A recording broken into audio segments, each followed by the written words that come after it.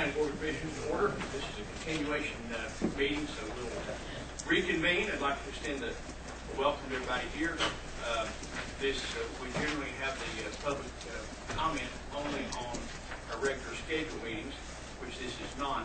But Commissioner Shields said he had a guest in attendance that would like to address the board, and we have made a practice of allowing that. So I have no problem with Mr. John DeVille, who is for the Macon County School System, who wanted to address the board. So, thank you very much, Mr. Chairman, members of the board.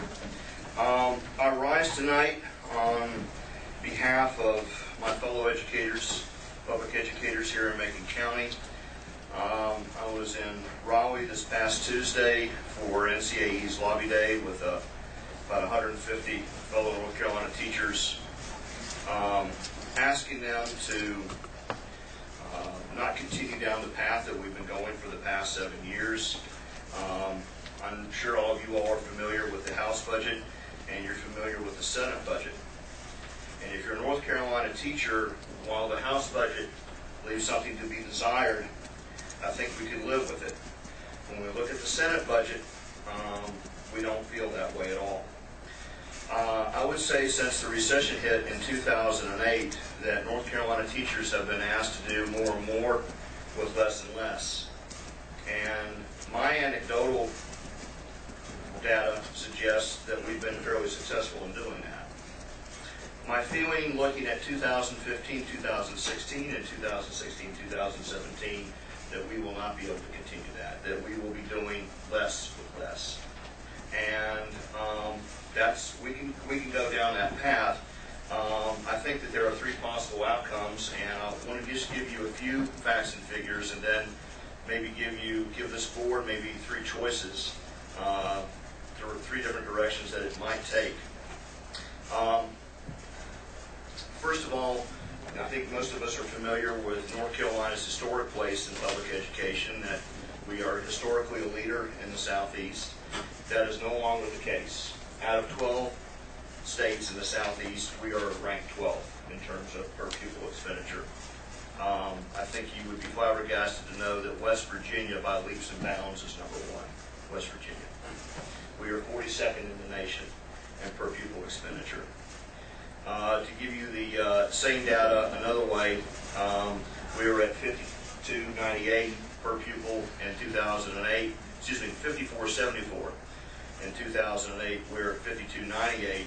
In terms of actual dollars, that's 249. But if you adjust that for inflation, that's $748 per kid. Another way of looking at that is a 14.5% increase. 14.5% decrease. Another way to look at it is that we've got 43,000 more students, yet we have 3.5% fewer teachers. We have 2,471 fewer teachers than we did in 2008. Our central office personnel in this state is down 22%. Our support personnel from 2008 is down 8.8%. Our assistant principal staffing is down 8.9% since 2008. At those continued levels, at those declining levels, we cannot deliver the services, the quality services that we deliver to your children. And so I'm here really not as an advocate for my fellow teachers as much as I'm here for, I believe, as an advocate for North Carolina children, for the children specifically here in Macon County. And there are three broad categories I'd like to look at besides per pupil expenditure. The first one would be textbooks. And I think of everything that's in both budgets, in my opinion, what is least defensible are the cuts that we have suffered in this state to our textbook fund. Here in Macon County, and you don't have to believe me, just go ask any parent, go ask any teacher. We do not have the capacity anymore to send a book home with a kid. Okay. At the high school, that's probably not the end of the world. They might not read it anyway. We do because of your generosity. They now have iPads. So at the high school, it's not such a big deal. K5, K6, K8, it's a huge deal because the opportunity for that parent to be able to tutor that child in math or grammar or science and social studies is simply not there unless that parent is willing to go out, has the wherewithal and the knowledge of how to procure that textbook online, and those textbooks can go $50, $60, $75, $85. So it would take $400 million to kind of backfill the cuts The House is currently proposing to take us up to $73 million, still down $27 million from where it was back in 2008. The Senate would only get us up to 59.6. So we really need help with textbooks in a big way. Beyond textbooks, teacher assistants. We had $519 million for teacher assistants in the state in 2008. By 2018, the way the Senate budget goes, we'll have $181 million. So that's down $337 million. Now we're already down. If you go back and look at where we were in 2008 versus where we are last fall, we had already lost 22% of our teacher assistant corps in the state. In other words, we were already down 7,150 teacher assistants. And I posted on Facebook earlier tonight the situation we have with teacher assistants. And one of my fellow teachers here in Macon County, Laura Needs, who teaches over at East Franklin, wrote this. And I'm just like, this is very short. I'd like to read this to you. While I don't have a teacher assistant assigned in my class because I teach 4th grade, we all rely on their help. Those of us in the upper grades have been without regular assistant help for a while now. When I was in the 3rd grade teaching, I counted on them to help with testing and progress monitoring, which is required by our READ to achieve legislation. So in other words, there's a far more of a burden, of a testing burden, of a counseling burden that is placed on our elementary teachers that was not there 10 years ago. And so they've got an increased burden and we're decreasing their resources. These teacher assistants are face-to-face with students all day and are a vital part of our education. At all levels, we need their help with running our small reading and math groups. It certainly borders on absurd to think that one teacher can successfully meet the needs of 25 or more young students on their own without any support for small groups or time to work with struggling learners. It is difficult to understand that our lawmakers require so much more of us in the classroom, yet they increase our class sizes and remove our support systems. Teachers and teacher assistants are working harder than ever. And I'll leave it right there. So, again, we really need help. We're looking at laying off. The Senate budget calls for a layoff of 8,500 teacher assistants. So, that's a blow to the classroom. That's a blow to our state economy. You go to a county like Catawba, 50% of their bus drivers are teacher assistants. As Mr. Bell will tell you, we have a very difficult time right here in Macon County, and it's across the state getting bus drivers. He could probably tell you how many teacher assistants drive buses. So when we lose teacher assistants, we're also potentially losing bus drivers. So there are a lot of unintended consequences to consider if we lose these teacher assistants, not just in the classroom, but what they do for us outside the classroom. So with those things in mind, I believe that this board has got 3 choices in front of it. I believe you've got the option to do absolutely nothing. That we can continue to watch what we're able to deliver in the classroom here in Macon County. We can watch that decline.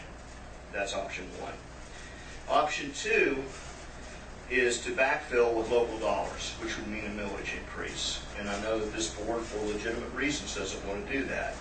This board has stated several times, I've operated candidate forums for probably 8 years, and candidates from both parties have made it very clear that it's a constitutional requirement of the state of North Carolina for the General Assembly to be funding personnel in the classrooms, textbooks in the classrooms, teacher assistants, that it's not the county's job, that the county's job is more in the order of brick and mortar.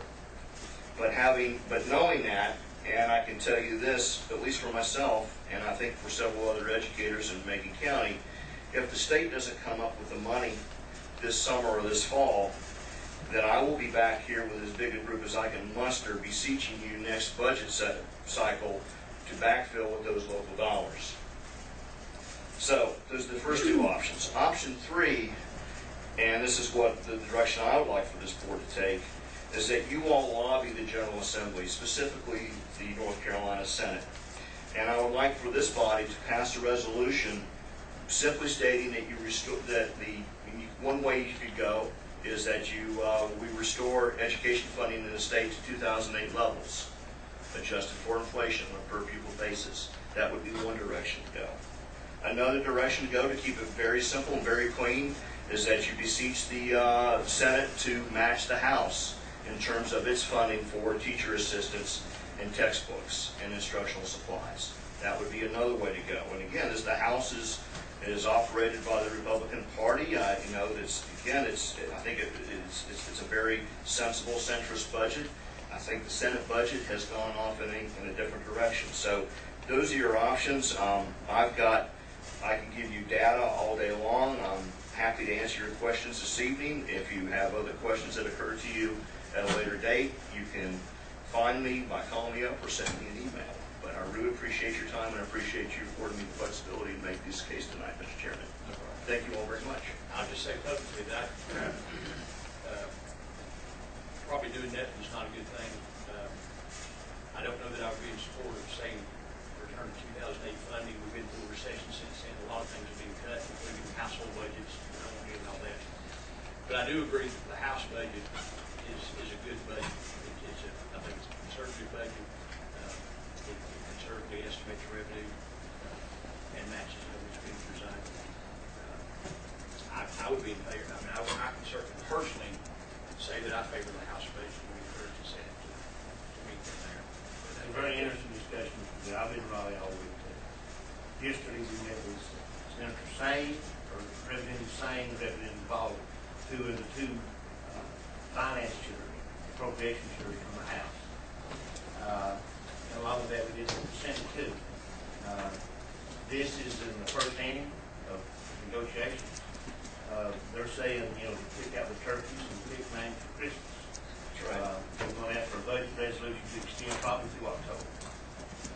It's never been like this before in the state. The difference in what the Senate did, of course, is not only teacher assistants. We had that discussion with those folks. Especially in the rural communities, teacher assistants, that does a lot more than just help with homework and probably a teacher dealing with less than 10% of the kids. You know, they have that other is taking all her time. So we had that discussion, but it's a different time certainly in Raleigh than it is when former Senator Jenkins was there. Never seen nothing. They've never seen anything hardly to compare. So it's an interesting discussion, to say the least. Of course, I do remember being on the school board waiting until August or the first September to know what the state was going to give us. So I think September will never see the light. That's what I've talked to Representative West, and that's, you know, I think late October I think is the most optimistic. They said let's turkey and draw name.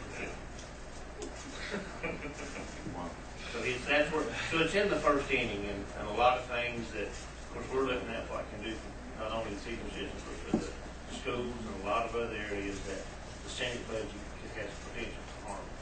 You know, just it's $500 million to us just on the sales tax. I would say the Senate budget also hurts Macon County specifically. That's why I would be in favor of supporting the House budget, period. And we could, if there's consensus, we could ask Chester to draw up a resolution. I'm not saying do it or don't do it, but It might be a little early to do it just to see if it's, you know, keep the powder dry for a little while, what I'd recommend. I understand that we do have regular communication with those folks down there. I talked to Senator Davis Thursday night. Jim and I had a chance to meet with him, express some concerns, and we talked to Representative West a lot. And so we've got them on our radar. Thank you. There's 12 people doing the negotiation. That's what you got to do. Thank you, John. Thank you very much. Wait, Bill, let me say one thing. Yes, sir. I've known you a long time. I want you to stay and be an advocate for educators and teaching folks and get young kids. I know where your heart is. I know how long you study over there in that room with the computer and stuff and on the road and things like that. Being an advocacy for education is your calling, along with your teaching. So don't withdraw from that. Stay with that. I will. Thank you for your support. Thank you. Thank you for your Thank you. support. Thank all of you. Item number 2 is approval of Project Beef grant application.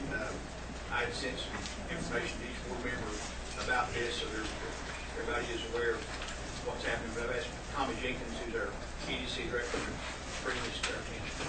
Thank you, Mr. Chairman, and members of the board. And yes, I have spent a September or two in Raleigh, so that's both ways. So it's not It's not just a Republican. Well, that's right. But this is. Maybe I shouldn't have brought that up, but let's start Don't get over. amnesia. Don't get amnesia. Blame that on Robin. Yeah. Like we did yesterday. All right, anyway, go ahead, Tom, you got the floor. Okay, thank you, gentlemen, for having me this evening. I think I've got good news this evening. We've here to ask for your endorsement of a resolution supporting and authorizing and ratifying the grant submission to the MC Commerce Building Reuse Program. Recently, Brasstown Beef has acquired the assets of Mattahala Meats, and in doing so, they had asked about the availability of the building reuse grant program that through NC Commerce, and asked if we would, the county would apply on their behalf in addition to providing a 5% match.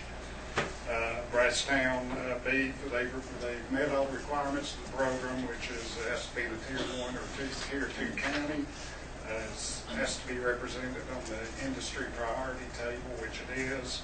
The new jobs will have to meet the weekly wage standard of $524, and the company will provide 50% of employee paid health insurance. So back, I guess it's been a month ago, Mr. Chairman, we originally put in the application. The reason we did not do the resolution at that time is because the negotiations were confidential at that time between the buyer and myself.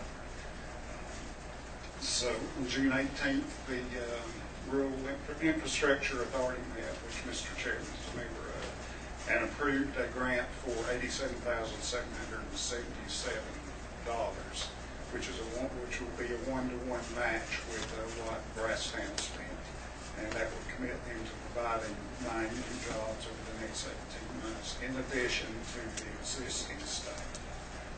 So that's pretty much it in a nutshell. I think what's good about this is we're getting a regional brand that's quickly growing into a national brand that will be operating out of Macon County in addition to their existing Brasstown facility.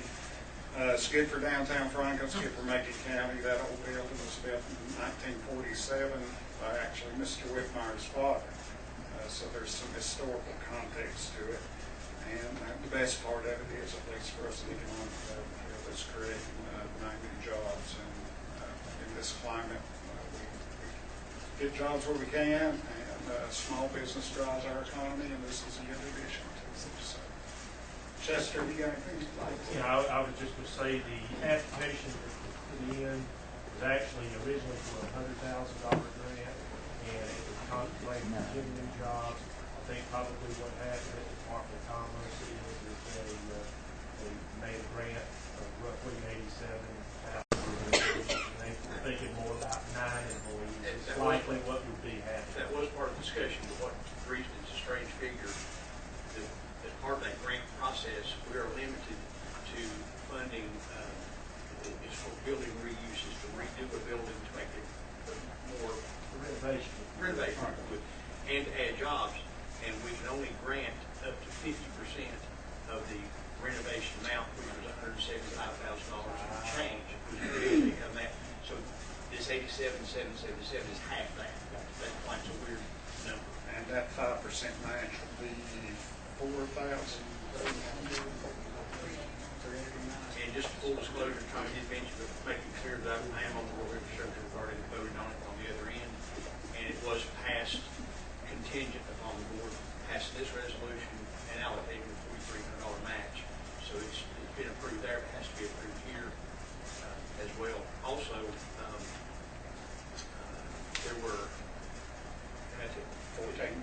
14 applications for funds during this round. We meet about once a month. There were 14 applications, we only approved 6. 5. Well, they had over $4 million in requests, and I think just over $1 million. So it's a pretty tough process, pretty tough group. So it's good that we got it. And as I shared with you, our investment of $4,300 is a one-time investment, and it's going to bring over $250,000 per year recurring job income to make the citizens. So to me, that's a wise investment. I would recommend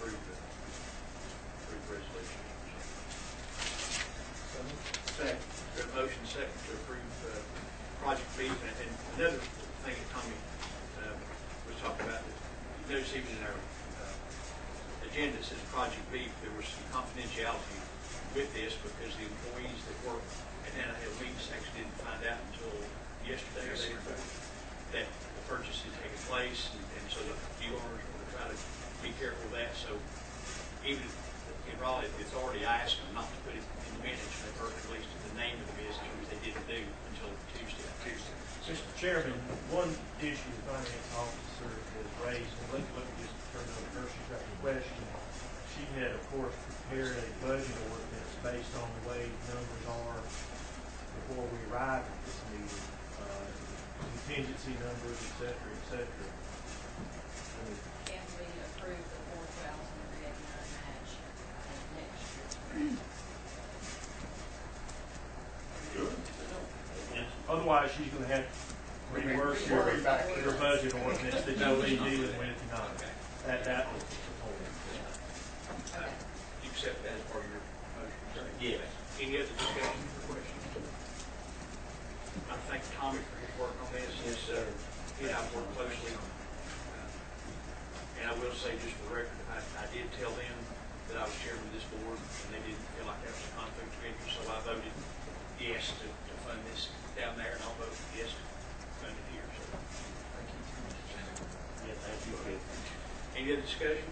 If not, all in favor say aye. Aye. Opposed? The motion passes. Tommy, appreciate your help. So is the closing, is it imminent, Tommy, or? Yeah, I believe the closing is first week. And that's Rice Hill Beef, Well, wherever you go to any fancy steakhouse. Here's the thing about that beef. Brasstown beef is one of the best sources of beef. If you go down here to the Bowery and have a steak, it comes from Brasstown beef, and that's just going to grow. And their plans, we discussed it with Tommy and looking at their application, their plan is to grow. And so they're planning to bring more of their operation here and work it out of Franklin. So they promised a minimum of 9 jobs. That was the grant, but a minimum. I think we're going to wind up with 4 on that. So. and they also do Jacoby's, provide their beef too. So they're giving a national presence. Yeah. Good work. Be good to have you. Thank you, Tom. And next, Next again.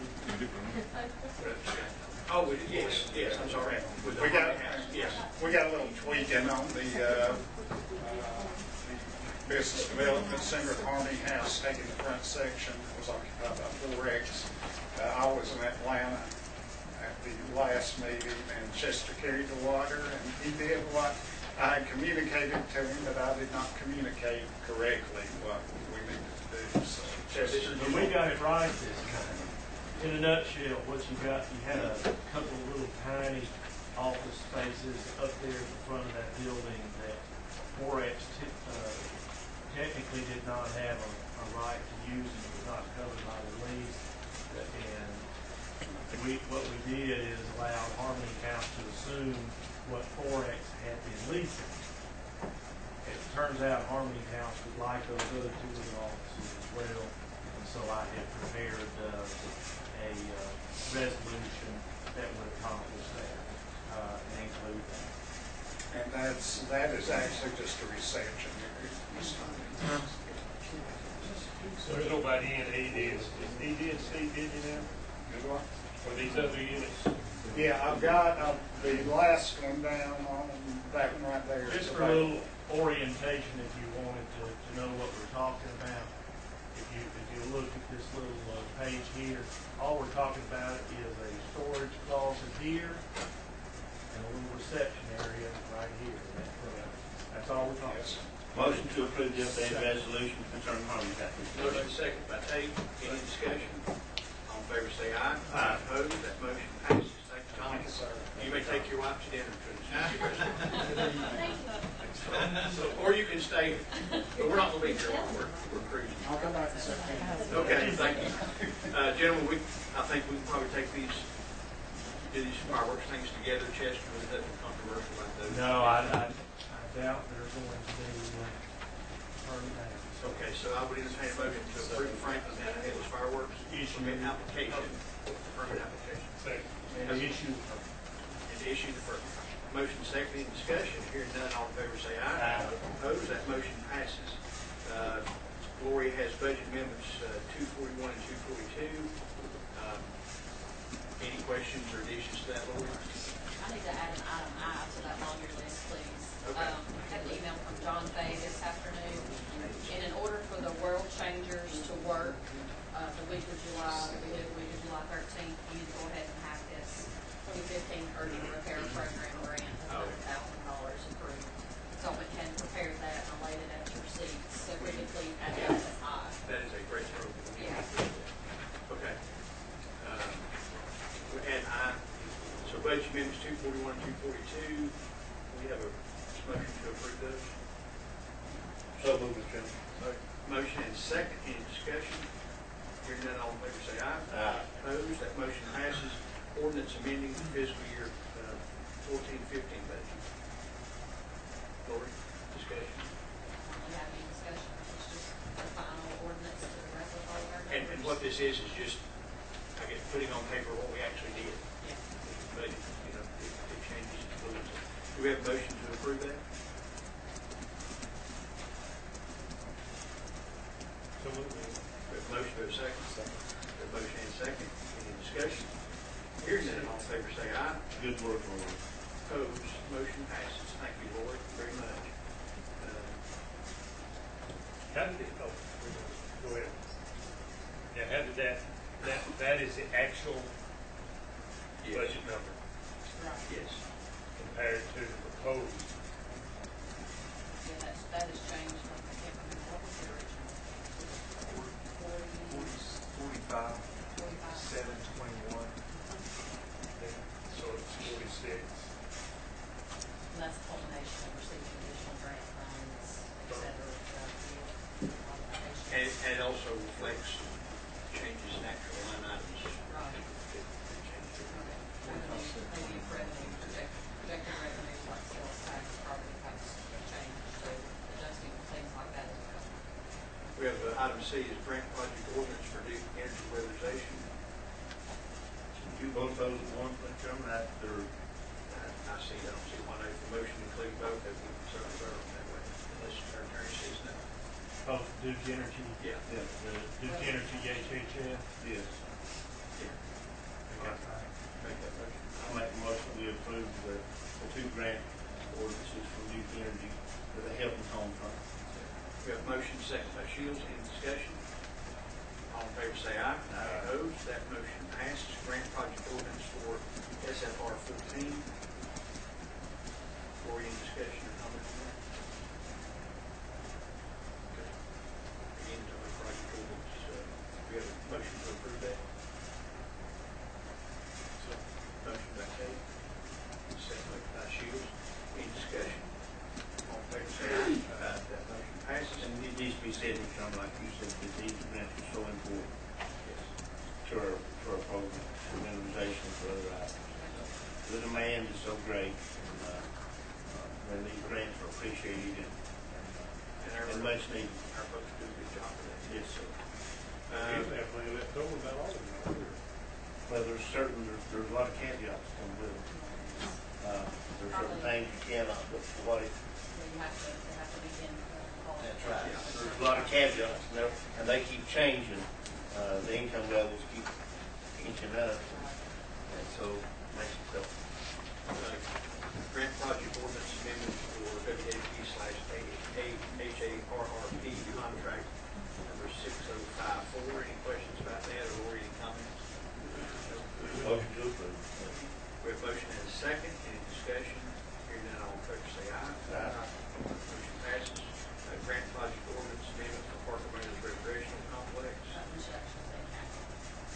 What's that? Grant, capital. Oh, capital, right, yeah.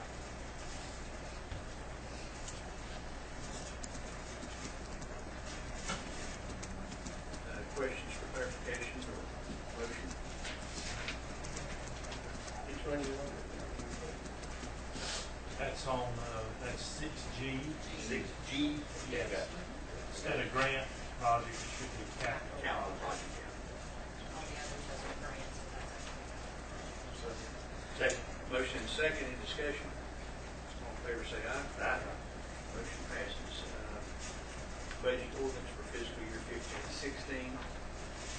Lori? Or Derek? I would say before we discuss that, we need to discuss the fee discussion. I mean, that's the fee discussion. Yeah, Before we, we actually approve that. before we approve this budget, we're gonna have to have the update on revised health department fees. That is agenda item number 9. Mr. Chairman, I request at this time we move that. I agree. Derek, you want to give us a quick overview, or you want me to jump in? Paul and I discussed it. Share what we talked about. Yeah, that's fine. Go ahead.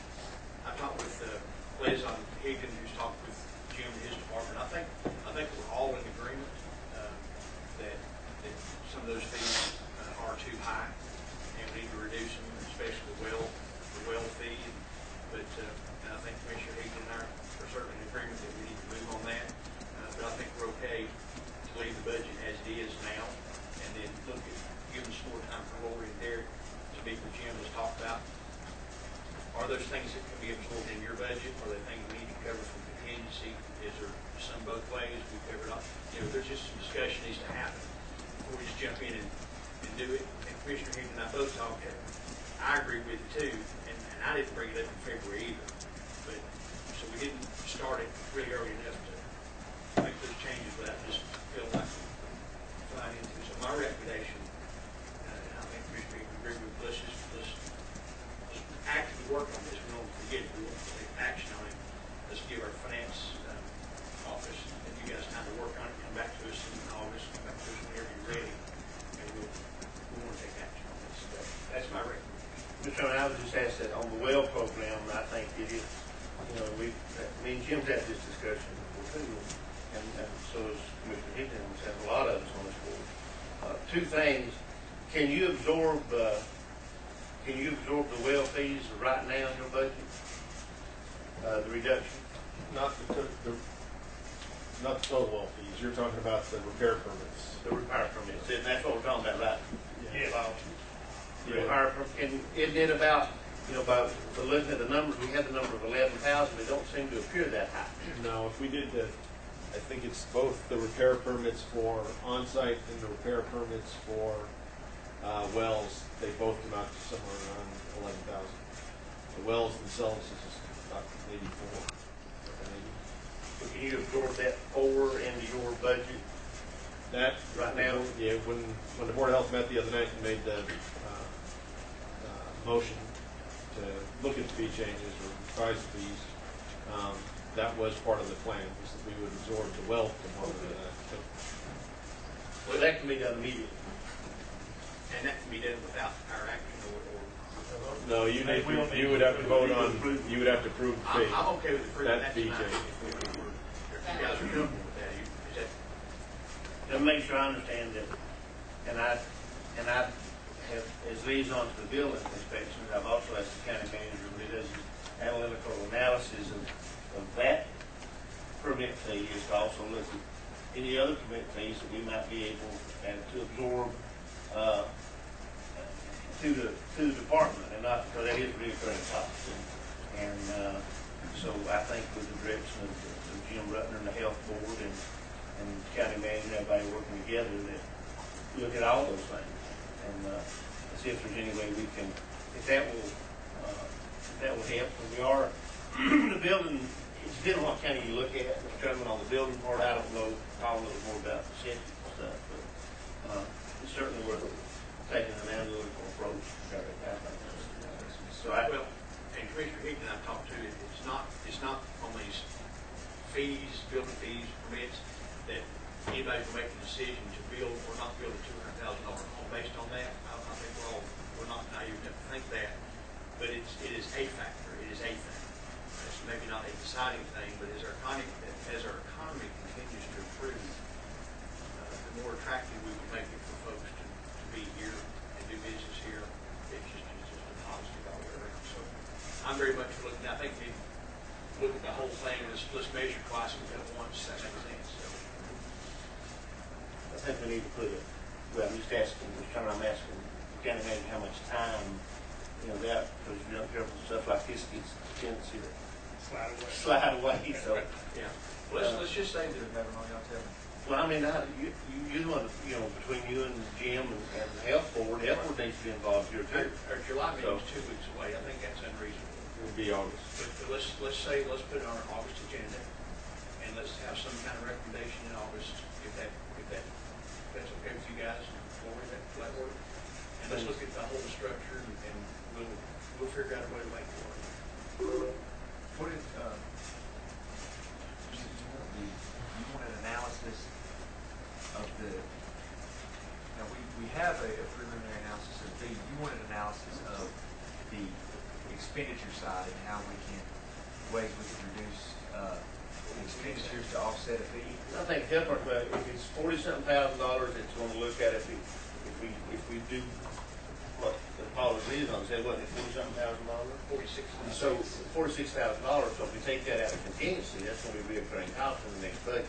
It's not going to go away. So what we're asking, I think, what we're asking for is to look at, is to get with the health department and the health, because they're going to be, and with policies on, they're going to have to be a great part of this discussion. Because they, even though we may have to approve it, the health board's going to have to look for them to come up with the money. So, and you know, this is it's not a one-shot deal. It's not, you have to have that money at once. It's a steady drip down the line, right, Jim? So, and the same thing with building inspections and I think we just. does that make any sense? So, okay, so we're, everyone's clear on the amount, by reducing these permit fees to the level that we want to get them to, that's $46,000 it's gonna take, roughly. You want me to bring you back potential ways in working with Jim, and his folks, and Commissioner Higgins, to bring back potential recommendations for absorbing that cost in their budget, not appropriating it out of contingency. And same thing out of the building inspections. There's a way we can help reduce their permit costs. Okay. And still not be an additional cost, and we'll look at all that. While we're into it, just look at all of it. I mean, I guess at least from my standpoint, I'm not telling you exactly what to come back with. If we're going to tell you what to come back with, might as well just do it now. That doesn't make sense. So let's let them have the freedom to look at it. Maybe it's a combination of all the above. I don't think we're tie. I mean, you can do it through attrition. It might be through, if somebody leaves and not rehired, it could be a lot of different things. So, we'll just, I think what or a combination there. I think what I hear in agreement is we're all in agreement that we should reduce revenue to the 46,000. What we don't have a clear answer on, how do you match that on the expenditure side? So that's what we need some clarity, I think, before we. Yeah, fair enough. And the difference at Derek, I initially asked for 58 when we were doing it, and Derek started cutting me 46. So you can. I wish it. He slipped, Jim, you remember Dad started out at 20, we got it back up to 46. I don't think the number right now is as key as we all identified, the chairman said we need to reduce them at what level. Do we do it a little bit at a time? I think, I would like to see it match Jackson County. They're the best I've seen. But just bring us back a recommendation, Derek. We trust you. We appreciate your style of. Well, it's going to be, I think it's going to be a lot, and I'll have to say that Kyle has, the meeting we had, done an excellent job putting together Great start. Information. We've got some good headway made there already. I think it would be interesting to talk to some of these departments around us and maybe look for some best management practices or maybe things that they're doing that we're not, or we're doing that they're not, and vice versa. So I think that more of a Overall analysis, yeah. Probably wouldn't be the best time to look at Jackson County building program.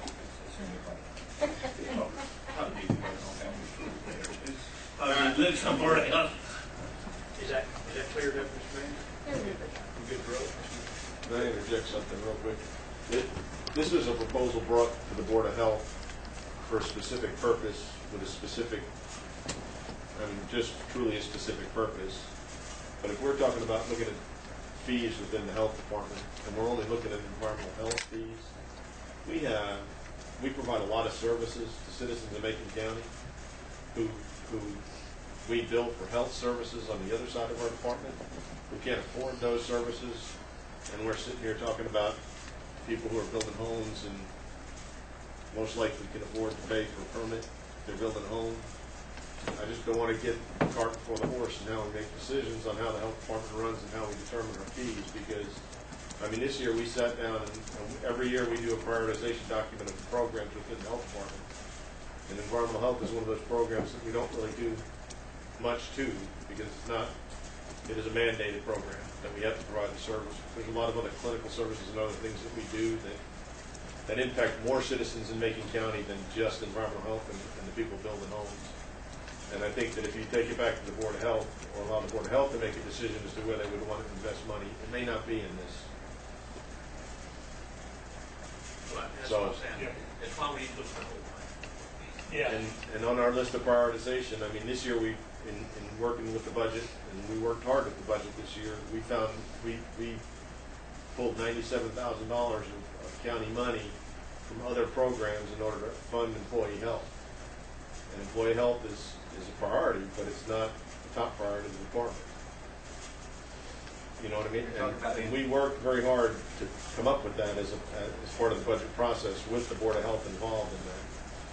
And I just don't want to go back to them and say, we're going to target just this one thing. But I think all we're saying right now, we're not going to propose all that.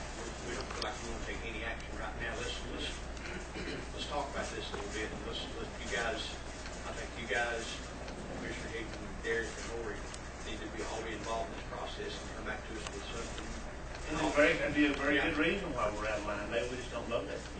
Yeah, no, I know, and I mean, we sit and we say, let's compare to Jackson County for environmental health fees. Well, if we compare them with diabetes fees, they don't charge their patients that come in for diabetes education. I mean, Or a I lot of just your wanna be clinical fees wise based on how we do it. Medicaid reimbursement. Is that, that's how we base most of our clinical fees, yeah. that we're in just a different structure? Oh, no, it is different structure, but I just want to make sure when I go back to the board, that we're fighting the right battle. Yeah, and whatever we need to involve the board in, and I appreciate their willingness to work with Kyle and you and me the other night. I thought we'd never get a motion, but we did. But let's just hold it, spend some time. Let's make it, as Mr. Chairman said, maybe twice, cut once. Agreed. I appreciate this board's interest in looking at our fee structure across the board. It's something we need to do. So we are, this is limited to building fees associated with building. Yeah, and We're not for gonna the go most part, into- what we did this, it's bill inspections, every year we sort of look for the budget sleeve. And there's not, it don't mean that you have to compare to some other, but if there's some place where we can reduce the cost, not because I'm a builder, but I wouldn't hurt my feelings. The customer ultimately has to pay for it. I mean, that's who has to pay for the, at the bottom line, and that's who's increasing our tax base. So, you know, if we can look at it, there may not be anything we can do. But it's worth looking at. Absolutely. I agree. Thanks, Mr. Green. You and Jim Rutland can, and Kyle and Tammy and everybody there in the health board, all you have to figure it out. All right. It's rain, dirty, not rocky. Good. Back to 6H, we have the budget ordinance for fiscal year 2015-16. Mr. Manager, any comments? Again, it's just been a very, it's my pleasure to go through the process, because the process allows me time for the most interaction with department heads and employees in this organization. Every year, as we go through this process and we sit down in our negotiations, I watch them through discussions with myself, look at what they need, and every year I'm reminded of how valuable of public service that we have working for Macon County. And this budget is totally representative of their hard work and dedication. And it's a pleasure to come to work every day and work with each other. And especially Lori Hall. I couldn't do anything.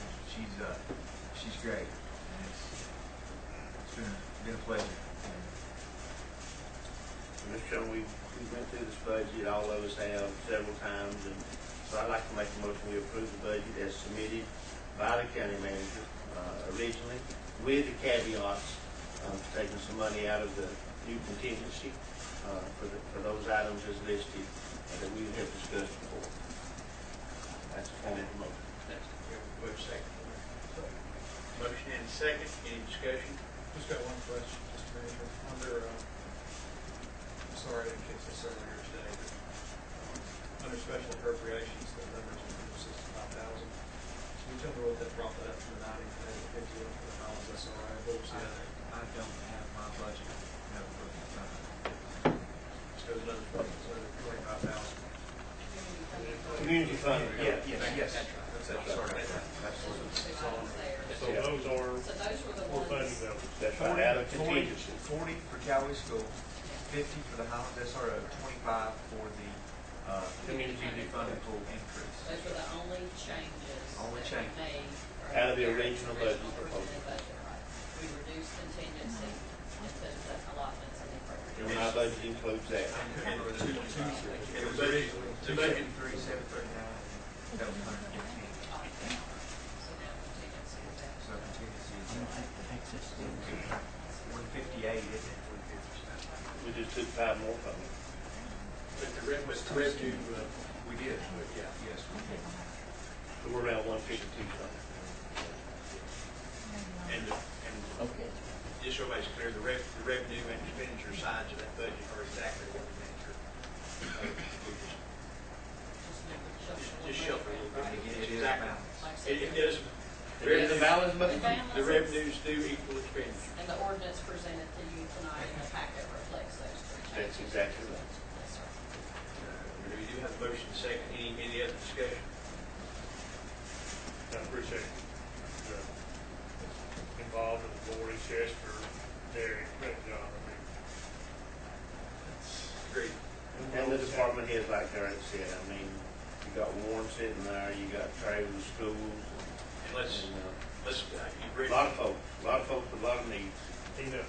you read in the paper, but I'll just say it, we compare ourselves to Jackson County for good reason. Their demographics are almost the same, their incomes are the same, their tax base is about the same, their topography is the same, but their budget is right at $60 million. Ours is 46 cities, so we're doing a lot more with less than our friends across the county.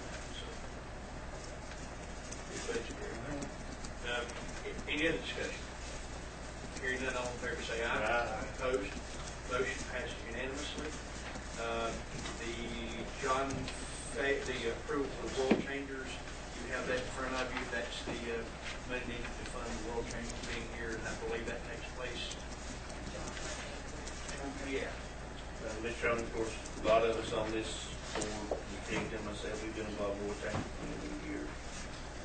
Some changes that have happened to war changers, but they still do a lot of work. And our churches are very good, including Paul's Church and other churches, to help these kids. We feed them. Paul's Bank is very good at feeding them, and I'm pretty good to go around and eat those. But the world changers, so I'll make a motion that for approval on for the world changers. They are bringing the problem with world changers. We have to be very, very careful of is Paul knows this, and yesterday know this is we're bringing younger children, kids. You can't. They have a new set of rules.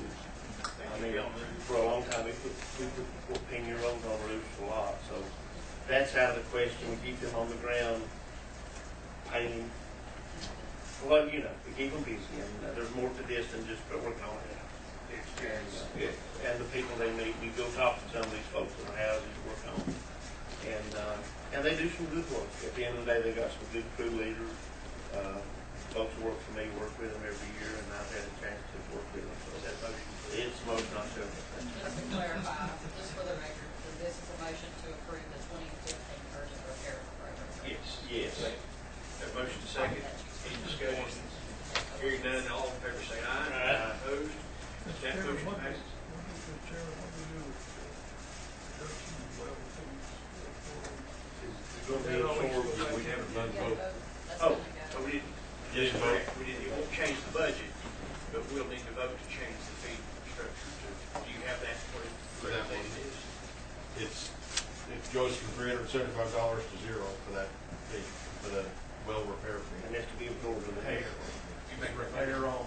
Repair on. Talk about well repair, I've already had some confusion in the public. When we say well repair, it's a borehole. I mean, it's setting up on the, that's what, It's an existing well. Anytime you change the profile of an existing well, includes hydrofracture, drilling deeper on a dry well, or the casing as it comes out of the ground. Not necessarily the plumbing that comes out of the well head, but the casing of the well, making it taller or making a change there as necessary. That's a well repair. Mr. Chairman. It's defined in the state rules. The very reason the budget ordinance has been prepared, if we could take this matter up at the July 14th. Okay, that's fine. That's fine. I think Just we can amend take the it. budget Yeah. at that That's point, fine. because revenues will go down, expenditures will go down. Should have to change that budget. it's good the way it is. That's fine, we're good.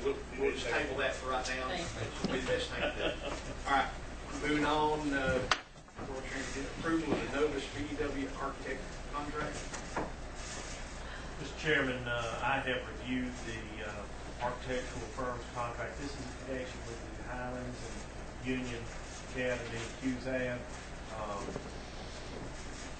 There was a tentative number given to this board, and it was based on what we projected things to be, but as it turns out, we had some additional expense in there that was not figured in that original request that y'all had received here for. I think the contract is in your budget, your package here tonight. What was the total on that one? 172,800. And I asked Lori and Derek to get up with Terry Bell and with Mike Watson, who's the point person with Novus BEW, to make sure we understood the difference. And my understanding is after doing so, both Lori and Derek are happy with the adjustment made there and that there was need for that. If you've got questions about that, I think Gary, with Lori could answer that, and furthermore, Terry was here if you would. I didn't want you to. Seems like we've done this before. One thing to remember is that his original fee on the other project was 6.2%. It's still the same. There's no change in the percentage. It was just that my numbers that I gave you some time back were based on what I foresaw as actual cost. I didn't take into consideration the contingency side of it or the fact that we raised that number up from my original. I think what Terry was trying to do is give you a ballpark figure when there weren't really enough information to do it. He got pretty dang close. But this reflects the act. Yeah, I just didn't want any of you to be surprised if you went back and looked and saw that the earlier number had been presented in the 150 range, and then now we're at 171 without there had an opportunity to ask a question. Motion to approve. We have a motion to second, any discussion? Hearing none, all in favor say aye. Aye. Opposed? That motion passes. And, Mr. Chairman, if we could, Sean is here, and we were going to give until tonight, it's not on the agenda, but we'd like to add it if Chester's ready, the use of space communication tower. I had received some communication that there might be a desire to possibly discuss the rental amount. And so I have kind of held things up, and I did go ahead and do the research that I needed to do. We are going to need to do an advertisement. If we could settle on a rental amount and the lease is otherwise satisfactory as it's written, then what I would need from this board tonight is direction to make the advertisement that we have to do of your intent to enter into a lease, and we could do that and be ready to pass that and enter the lease on the 14th. The rental agreement as stipulated came from what? The rental agreement and the rental amount that came agreement was a number, I think, that came from discussions between Warren, Cade, and radio station. I believe that's correct. And do you have any questions that that's not right, or? No, I think we just, we had some interest in possibly discussing that further, and there may not be interest in discussing I that. don't mind saying it was me that brought it up, and I didn't know where those numbers came from. I mean, we're talking about renting a pre-made spot on the tower, which you don't have but one of, and it's came up with a number of 500. Was that on the air? Was it a dartboard number? I don't know where the number came from, so that's what brought that up. Is that a fair number? Is that too much? Is it too low? Well, if I may. That's what I brought that up, so. It's something that we put together, and what we proposed is $500 a month for the first 5 years. And I know Chester explained the situation, you know, with the overall big lease, you know, with the Forest Service, and then it would go up year number 6, $25 a month. I can tell you this, that amount of money coming in, for what it's worth informationally, that amount of money coming in as called for by the lease is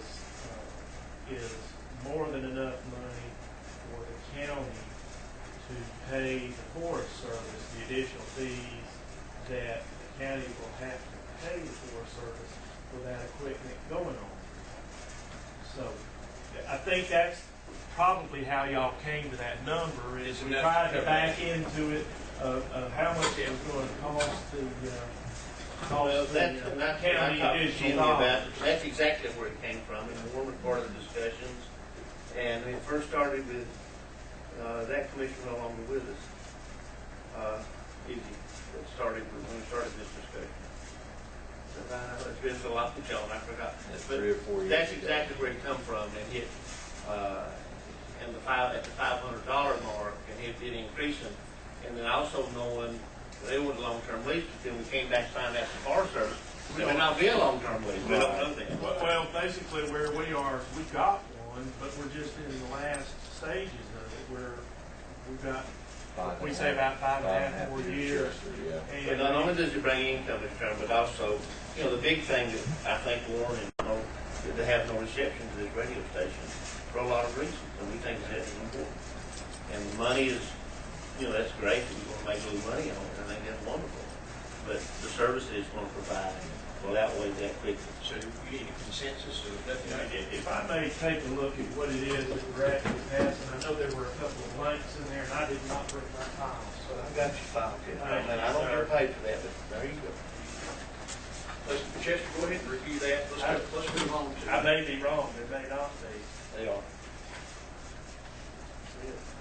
Let's let Chester review that, so he's not great. Let's move to the interlocal agreement with the Board of Education regarding Union Academy and Highland School. QZAP? Actually, okay. Well, let me jump in on that. The interlocal agreement is what we've always used in these QZAB programs, and for that matter, anytime the county is undertaking to build a school for the school board, or to do a repair project for the school board. In a nutshell, there are limitations on the school board's ability to borrow money for these projects, and there are other issues, sales tax issues, otherwise, that makes sense for the county to run these projects. And so what we typically do is we arrange for the property to be transferred into the county from the school board. The county then uses that property as security to borrow the money to do the project. The county leases the schools for some nominal sum such as $1 to the school board for and during the term of the loan, and then at the end of the loan, the property is reconveyed to the school for essentially nothing. That's essentially what this interlocal does. This one, we're not having to convey property because the property has already been conveyed for the first Highlands QZAP. And in this particular case, the lending arrangement will only require security of the Highlands property that's already under a security arrangement with BB&T. Will not be having to pledge the Union Academy for security. So that's actually good news there. And so we've accomplished those items in this email. So that's what this accomplishes. Any questions, gentlemen, or motion to approve the Mr. Shields? Bill? Approve as presented. We have a motion and a second. Any discussion? All in favor say aye. Aye. Opposed? That motion passes. Back to the